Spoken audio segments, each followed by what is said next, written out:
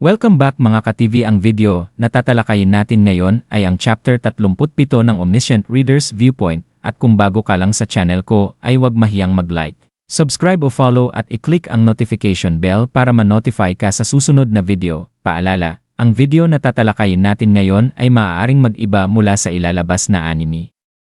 Hindi ko inaangkin ang mga drawing o anumang materyales na ipapakita. Ang layunin ko ay magpakita ng suporta at magbigay ng impormasyon tungkol dito. Ang lahat ng kredito ay nananatili sa mga orihinal na may-ari. Maraming salamat sa sandaling tumingin sa amin. Ang mga dilaw na mata, isang nakakabinging ungol ang umalingaw sa buong kagubatan. Tila winawasak ang mismong hangin.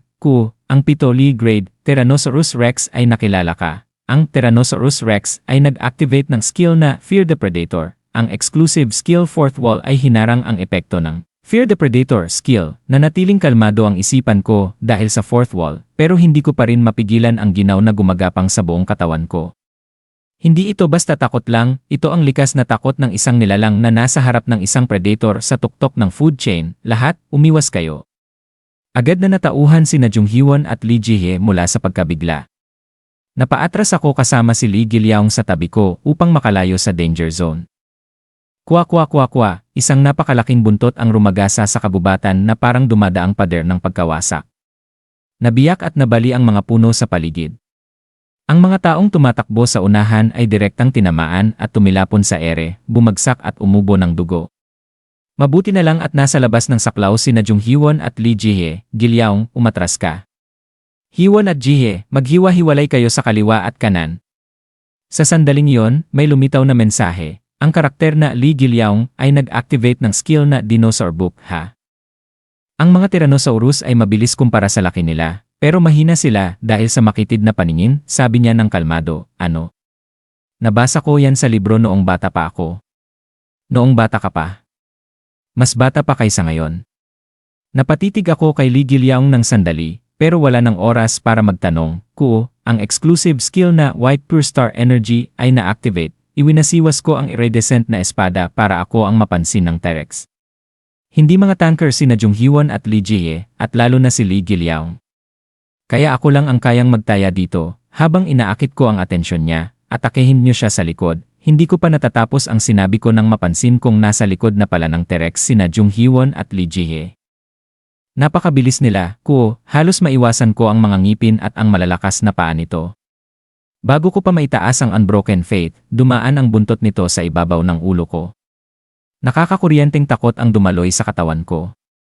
Hindi ako mamamatay dahil mataas ang stamina ko, pero nakakahilo pa rin. Siguro sinuwerte lang ako hanggang ngayon. Supaak. Samantala, tuloy-tuloy ang pag-atake ni Jung Hyewon at Lee Ji-hye mula sa likod. Pinagsamang sword training at kendo ang ginagamit nila na nagdudulot ng malalalim na sugat sa mga paa ng T-Rex. Kung magpapatuloy ito, matatalo rin ang halimaw kahit abutin ng oras, Dokja. Ako na ang akit ng atensyon niya. Biglang sumulong si Lee Gil-yaong kahit sinabi kong umatras siya. Hindi, Gil-yaong, kaya ko.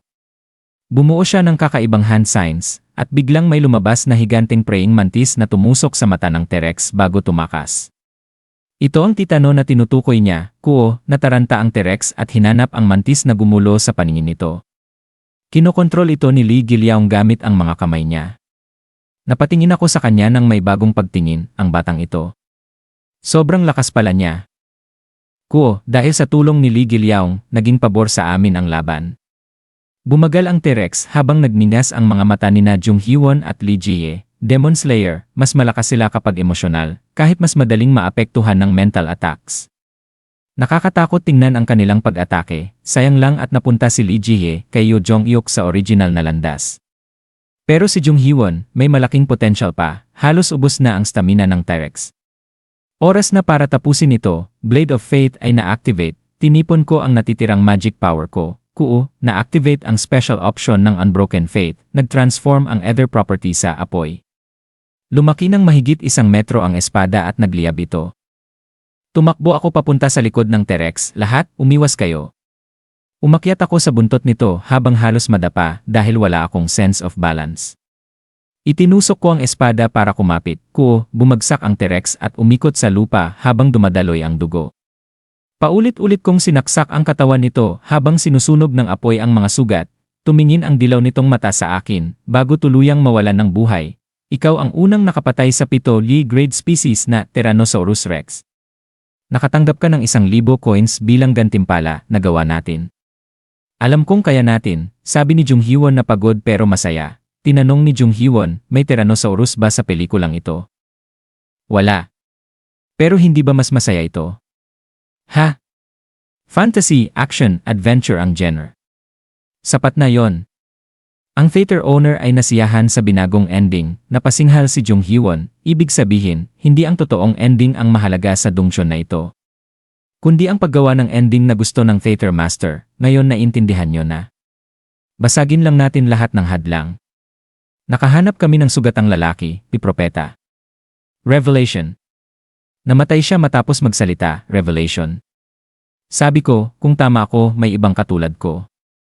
Nagpahinga muna kami at kumain ng karne ng T-Rex. Nakabawi kami ng stamina. Pagdating sa laboratorio, nakita namin ang mga ampaw, stamina enhancing ampaw, magic power enhancing ampaw, agility enhancing ampaw, strength enhancing ampaw, halos 20 bote. Nag-away kami kung sino ang kukuha, rock paper scissors, sabi ko, okay. Sabi ni Lee Jie, dahil kumpiyansa na magaling siya dito, na-activate ang Omniscient Reader's Viewpoint. Ang karakter na Lee Jie ay naghanda ng scissors, at diyan nagtatapos ang kabanata 37 ng Omniscient Reader's Viewpoint. Patuloy lang sa pagsubaybay mga ka-TV hanggang sa susunod na kabanata, paalam.